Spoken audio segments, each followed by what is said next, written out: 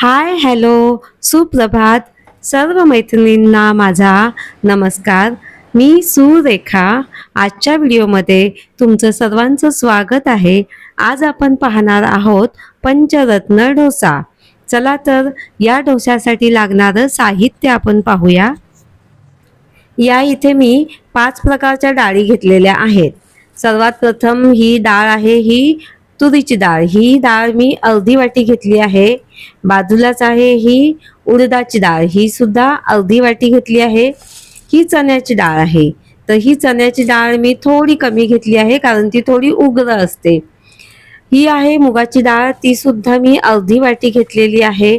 मसूरची डाळ घेतली आहे. ती सुद्धा अर्धी वाटी घेतली आहे.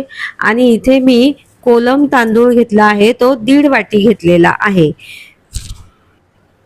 आता यामध्ये जर तुम्हाला एखादी डाळ आवडत नसेल तर ती डाळ तुम्ही स्किप करू शकता आणि तुमच्या आवडीनुसार कमी जास्तही त्या डाळींचं प्रमाण करू शकतात. तर आता हे सर्व साहित्य आपल्याला एकत्र करायचे आहेत. तांदूळ आणि डाळी सर्व एकत्र करून आपल्याला त्या धुवून काढायच्या आहेत. तर धुताना सुद्धा आपल्याला ते साधारण 4-5 पाण्याने मी तरी धुवून काढते, कारण की त्याला पावडर वगैरे चोळलेली असते. ज्यावेळेस आपण दुकानातून घेऊन येतो ना, तर त्यांना पावडर लावलेली असते. तर हे पांढरं पाणी जाईपर्यंत साधारण कमीत कमी 4 पाण्याने तरी डाळ स्वच्छ धुवून काढावी. तर अशा प्रकारे मी ही डाळ धुवून काढली आहे स्वच्छ. आणि ही आपल्याला 5-6 तास भिजत ठेवायची आहे. आपल्या ह्या डाळी आता छान स्वच्छ धुवून झालेल्या आहेत. आता हे आपल्याला झाकण ठेवून 5-6 तास बाजूला ठेवून द्यायचं आहे. 5-6 तास ते भिजू द्यायचं आहे. आता हे आपले 5-6 तास झालेले आहेत. आता हे आपण वाटायला घ्यायचं आहे आणि मिक्सरमध्ये छानपैकी वाटायचं आहे. हे पहा, हे भिजलं. 5-6 तास ठेवल्यामुळे किती छान भिजून आलेलं आहे. केवढं ते फुगलेलं आहे छान. डाळी वगैरे भिजून छान फुगतात त्या. तर आता हे आपल्याला मिक्सरमध्ये बारीक वाटायचं आहे. वाटताना हे खूप चांगलं बारीक वाटायचं आहे, कारण आपल्याला त्याचे डोसे करायचे आहेत. वाटताना मी त्यातलंच पाणी थोडंसं वाटण्यासाठी वापरलेलं आहे.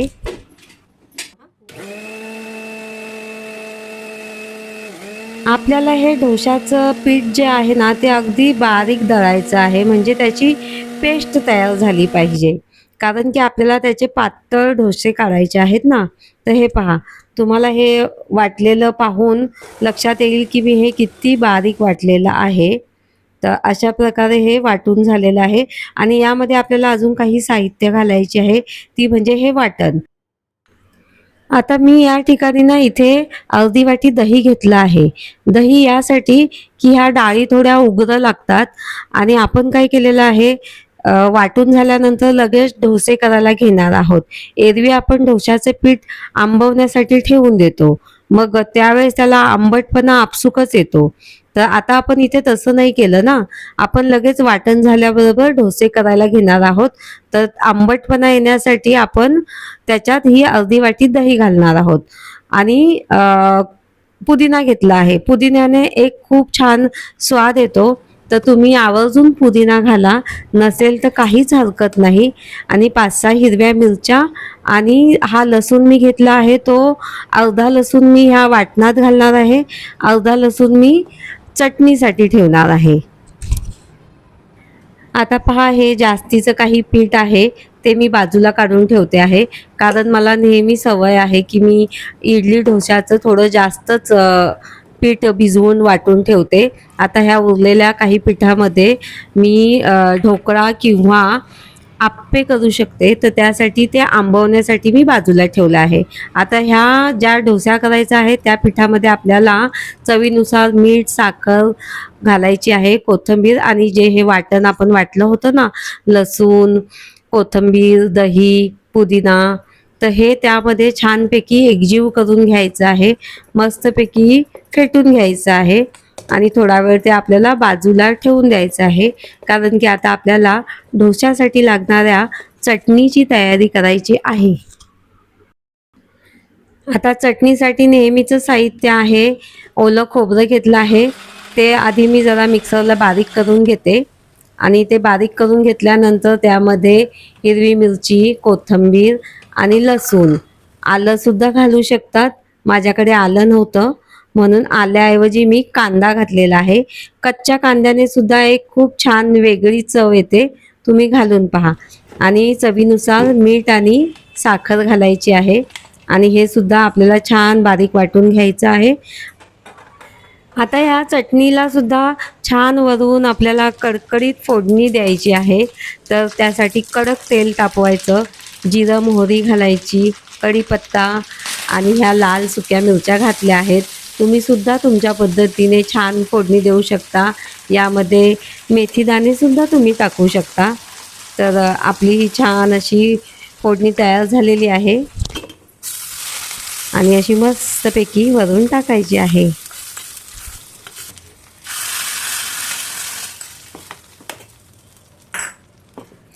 मस्त चटणी तयार झालेली आहे. छान ती सुद्धा अशी एकजीव करून बाजूला ठेवून द्यायची आहे. आता आपल्याला गॅस पेटवून त्यावर निर्लेपचा आपला तवा ठेवायचा आहे. तवा चांगला तापवून घ्यायचा आहे आणि तवा तापवल्यानंतर हे असं त्याच्यावर तेल फिरवायचं आहे. तवा चांगला तापला पाहिजे आणि तेल फिरवून मग त्याच्यावर थोडा पाण्याचा शिपका द्यायचा आहे आणि छान पुसून घ्यायचं आहे. म्हणजे काय होतं, डोश्यासाठी खूप छानपैकी तवा आपला तयार होतो आणि डोसेसुद्धा छान चांगले पटापट निघतात बरं का तव्यावर. हा पहा, तेल पाणी फिरवल्यामुळे ना तवा आपला छान तयार होतो बरं का डोश्यासाठी. प्रत्येक वेळेस आपल्याला अधूनमधून 3-4 डोसे झाले की ही प्रोसेस करावी लागते. कारण माझा तवा थोडा जुना झालेला आहे. तर मी 3-4 डोसे झाले की अधूनमधून पुन्हा ही प्रोसेस करत असते. हा पहा, आपला मस्त कडक आणि कुरकुरीत असा डोसा तयार झालेला आहे आणि अगदी पातळ डोसा झाला आहे बरं का. चला, आपला छानपैकी नाश्ता तयार झालेला आहे आणि पौष्टिक असा नाश्ता आहे. कारण आपण त्याच्यात 5 प्रकारच्या डाळी घातल्या आहेत. त्यामुळे भरपूर विटॅमिन्स युक्त नाश्ता आहे. शिवाय झटपट होणारा आहे. आपण त्याला जास्त आंबवण्यासाठी ठेवलेलं नाही. 6 तास फक्त भिजवलेलं आहे. तर रेसिपी आवडली असल्यास लाईक करा, शेअर करा, सबस्क्राईब करा, कमेंट करून तुमचा सल्ला मला नक्की द्या. धन्यवाद.